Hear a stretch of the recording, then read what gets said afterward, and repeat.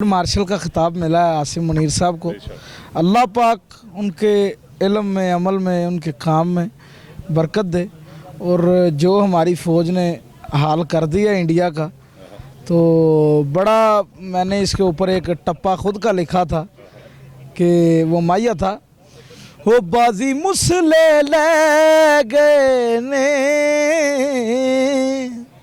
वो बाजी मुसले ले गए ने, ओ राम राम कहण वाले वेखो राम न बह गए ने, हाय वेखो राम न बह गए ने।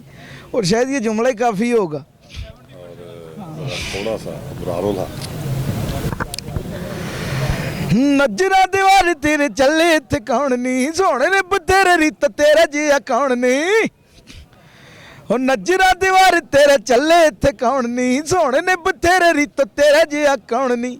मैदे वाला रंग तेरा सप वाला डंग, सत बोते ना झूठ बुला, एक दो गवाह कर ले अपना भला कर ले, बेबे ना सलाह कर ले नी, प्रीतो मेरे ना ब्याह कर ले।